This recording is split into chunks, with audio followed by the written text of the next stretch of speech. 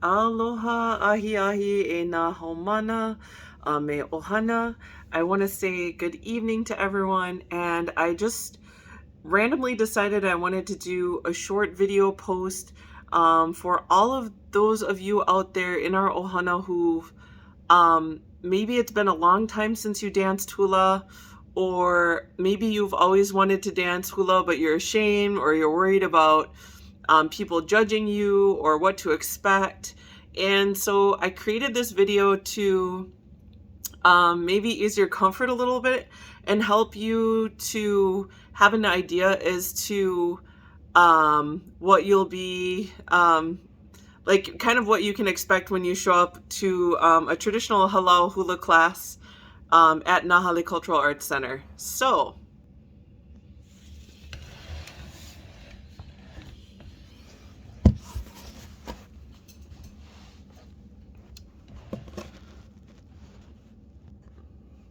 before we get into the specifics of our actual halal in our studio, I just wanted to give a really small bit of what to expect in hula in general. So if you've never, if this is your first time going to any halal, not just ours here, I would recommend that there's a few ways that you can always be.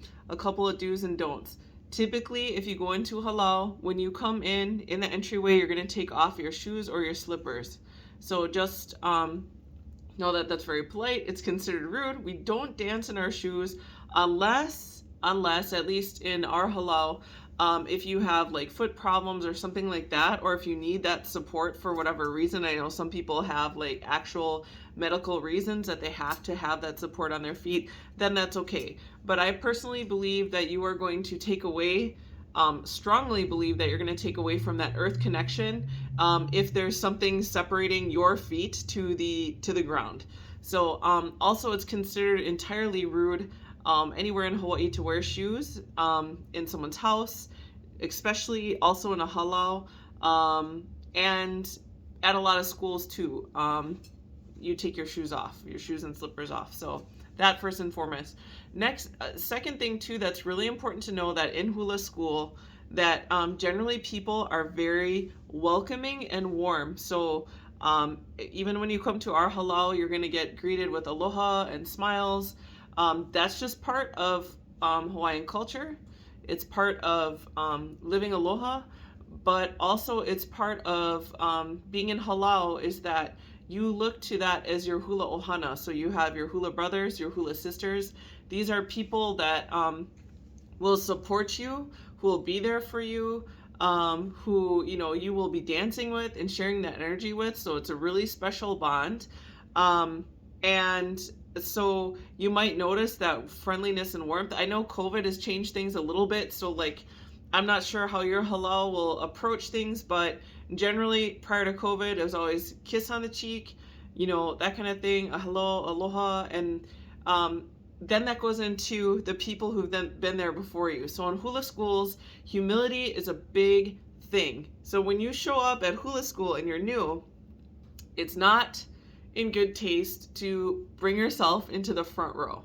Front row is reserved for the people who are there, who are experienced, and that reason is because hula is so much about everybody dancing together as a unified group. Okay, so it's really important to check the ego, be humble, and realize that the people in the front belong there, so that you can stand behind them and you can watch and you can learn. Wait to be invited to the front row. Wait to be invited to be put in the center, because when it is time, I assure you, your instructor or your kumu will know, and they will ask you to be there. And as new people come in, generally you graduate up further, at least in our halal. And also too, when we're practicing, we'll switch rows. So if you do end up in that front row from switching rows, I want to let you know that it's okay if you have no idea what you're doing. But your teacher does. So your teacher will put you there at specific times, just so you can have a different part of learning. Because a lot of the times, hula is about watching and learning. You keep them all shut. We say nana kamaka, see with the eyes, ho'olohe kapepeo, listen with the ears, and pa'akawaha, we keep the mouth shut. So the questions that you might have, guaranteed about 99% of the time, if it's about the actual movements or choreographies, you look right to the row in front of you and you're going to see it. So if you get pushed to the front row, it's a different type of learning, right? It's almost you have to work from memory.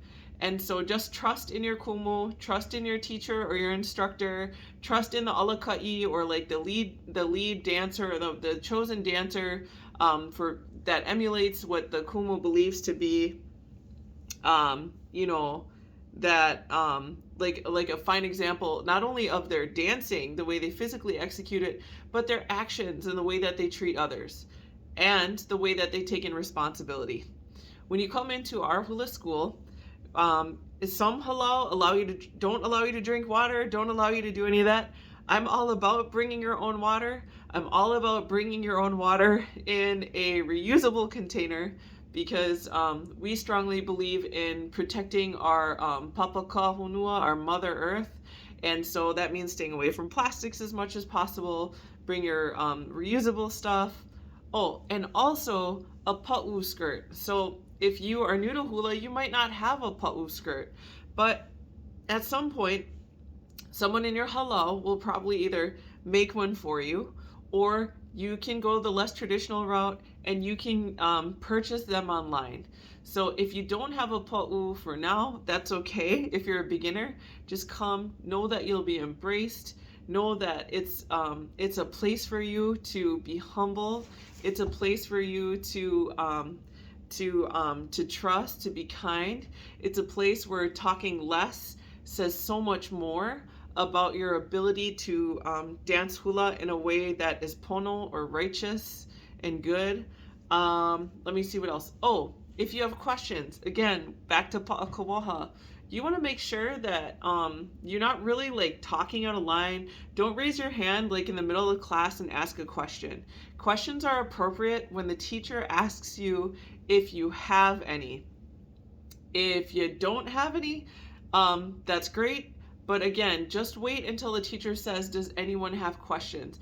It is considered very rude in hula culture, in halau, to like, at least in my opinion, and probably the opinion of many others, to take up space with your voice and ask questions if you are not the instructor and if you are not, if you're not prompted for that opportunity. So let me see, what else? What else?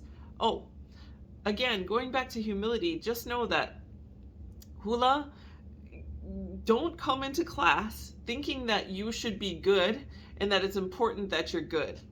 The most important thing for a beginner hula, for a beginner haumana, for me, at least from my perspective, is to be humble.